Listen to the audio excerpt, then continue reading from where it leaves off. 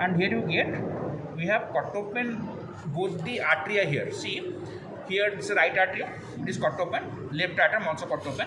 So see, what I am holding here is the interatrial septum. That is the partition septum between two atria. This is interatrial septum. If they tie, they usually ask what are the source of development. Very easy: septum primum, septum secundum, septum intermedium. If you write any two of them, mostly septum primum, secundum, you get full marks. So this is interatrial septum that can be tied, and as you can see, it has got two parts: one towards right atrium, one towards left atrium. There is a right part and there is a left part. Then, as I have told you how to divide the right atrium and cut it open. See this, in this specimen, this is the opening of supra cava, this is opening of infra cava. So this is the place for the sulcus terminalis. You cut along that. Either you start from supra cava, go to infra cava, or you start from infra cava opening and go to supra cava. Then you make it open. Okay. So see, okay, I will show on all the sides. So see what you can find here. This is the interior right atrium, and here you can get, see this thick ridge, can everyone appreciate it? That is the crista terminalis. This is crista terminalis, and anterior to it you can find many projections. These are the musculi pectinati. So this is the rough anterior part of the right atrium bearing musculi pectinati, which are just like the teeth of a comb. And behind this crista, this will be the smooth part, which is lost here. The smooth part is lost here. Behind it with the smooth part. Okay. So see over here, you can find in the interior right atrium here a thick ridge-like structure. This is crista terminalis. So anterior to it, this is the rough part of the right atrium where you get to see many projections called musculi pectinati, which are just like the teeth of a comb. These are the musculi pectinati, and behind that there is smooth part that is lost here. Okay. And see, on the interatrial septum mark here, this is the right part of that, you can find a fossa. Okay, so this is fossa ovalis, and the margin guarding it is limbus fossa ovalis. See, this is fossa ovalis, the depression. Okay, and the margin guarding it, this is the limbus fossa ovalis. Okay, so see, this is the interatrial septum, and this is the right side that is facing towards the right atrium. Here you can get a depression. Okay, so this depression is called fossa ovalis, and the margin guarding it is called limbus or annulus fossa ovalis and limbus fossa ovalis.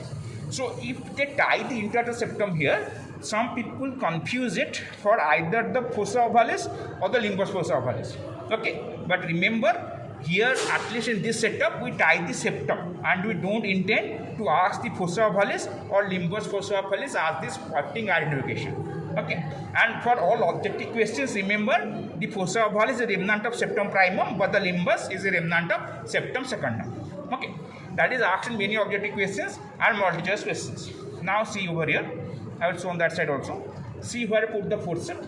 That is the right atrioventricular orifice. See, this is the right atrioventricular orifice. Okay, see over here. This is right atrium cut open. Below that will be the right ventricle, and this is the right atrioventricular orifice through which I have put my forceps. Okay, this is the right atrioventricular orifice. Okay, so this much part we need to observe in the right atrium. If we see in this specimen, see everything is lost here, but you can mark at least one thing here. This is the interatrial septum, that is usually tied, but the most common spotting is right atrium. If they tie it, they usually ask name some openings, 4 to 5 openings, or what is the source of development. Source of development is rough part from primitive atrium, smooth part from right horn of sinus venosus. Okay, and the openings you can tell supravena cava, infravena cava, coronary sinus, vena cordis minimi. This much is ideal to write, and you can also put the right atrioventricular orifice here. Okay, then see, on this side we get the left atrium. I was again shown that side. So this is left atrium. They can cut open, and mark one thing here. Everything is smooth here. I told you the roughness is only restricted to left auricle, and most part of the left atrium is smooth. You can mark this picture here. Okay, most of the part is very smooth.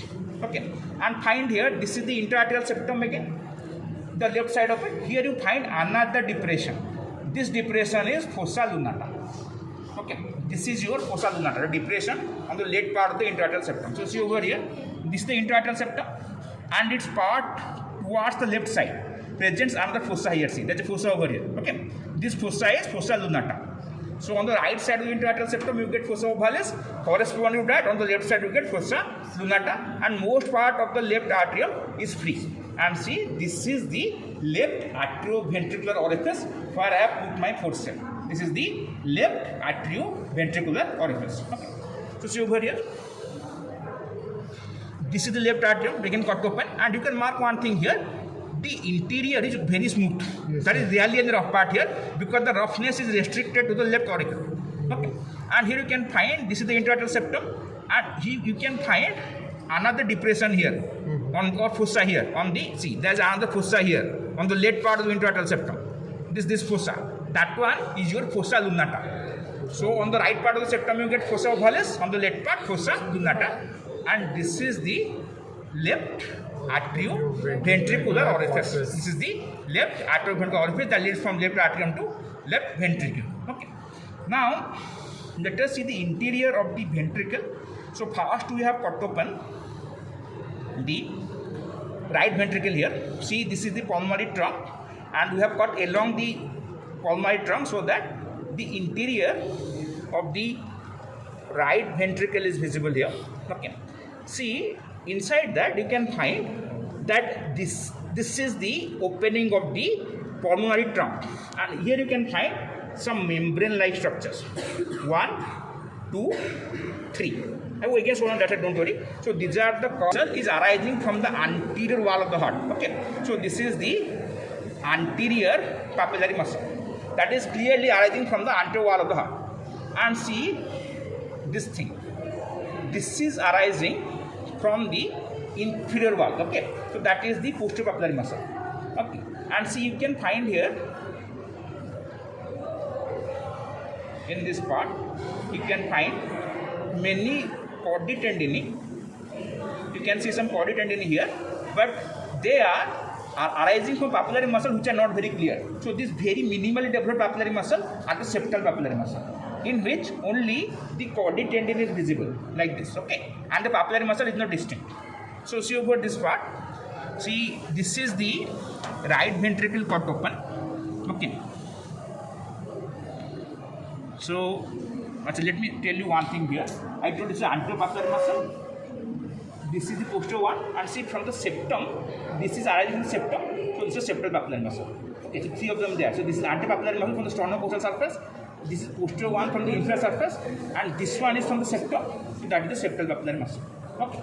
See over here, you can find we have cut open the right ventricular interior, and here you see this is your deep pulmonary trunk, and guarding the opening of the pulmonary trunk into right ventricle, there are 3 membrane-like structures. Okay, these are the cusp of the semilunar valves. Okay, 1, 2, 3. Okay, and see over here, in each cusp you can find a central nodule. This is a central nodule, and on either side this is lunule. This is lunule. So each cusp has got 3 parts. The central part is called nodule. The peripheral parts are called lunule. Okay. Now see over here. If we see in this ventricle, these projections are called your trabeculae carni. Okay. See, I am trying to put a forceps underneath this. So this is clearly going deep to it. That means this projection is fixed at 2 ends with 3 in the middle. So this is a bridge. But if I try to put a forceps underneath this, it is going through it. That means it is a fixed elevation, it's a ridge. So ridge is one elevation underneath which I can't put the forceps. But here I can put the forceps beneath the thing, means it's a bridge. Fixed at 2 and 3 in the middle. And this tree trunk like structure, the papillary muscle, the apex of which gives rise to thin threads called chordae tendineae that are attached to the cusp of the atrioventricular valve. So this is the papillary muscle complex. Papillary muscle, chordae tendineae, and the cusp of the valve, cusp of the AV valve. Okay. So here you see, we have seen the right ventricle. There are 2 parts. This smooth part is the infundibulum. This is the rough part where you get the projections. And mark one thing here. See, this papillary muscle is arising from the anterior wall. So this is your or the sternocostal surface. So this is the anterior papillary muscle. Mark this papillary muscle that is arising from the inferior surface. So this is posterior papillary muscle. Okay. So see, this is anterior papillary muscle that is arising from the sternocostal surface. Okay, clear? Then this one is posterior papillary muscle. Okay, that is arising from the inferior surface. And over here you can find this is the posterior papillary muscle that is arising from the inferior surface, and see this papillary muscle in the middle is arising from the septum. So that is septal papillary muscle. So you see in the right side of the heart that is tricuspid valve, the cusp are 3, and here the papillary muscle also 3, anterior, posterior, septal. Okay. Then this is all about the right ventricle. We go to next the left ventricle, that is over here. See, you can also find here a smooth part, that is a bone. We have cut open the left ventricle here. Two papillary muscle. One is this. They are branched muscles. So see, this is from the inferior surface. So this is the inferior papillary muscle, posterior papillary muscle, and this is from the sternocostal surface from the front. So this is the anterior papillary muscle. So there are only two papillary muscles in the left ventricle. You see over here, you can find this thing, the interior of the left ventricle here, and see over here you can find one papillary muscle group here and another here. Okay, they are branched. This one is arising from the inferior surface, so this is a posterior inferior papillary muscle. This one is from the sternocostal surface, so this is the anterior papillary muscle. Sir, so here papillary muscle are present in a group, sir. Here they are branched. Okay, here the papillary muscles are branched. Okay, there they should single. Yes. So see over here, you can find that two bunch of papillary muscles here. This group, they are both of them are branched.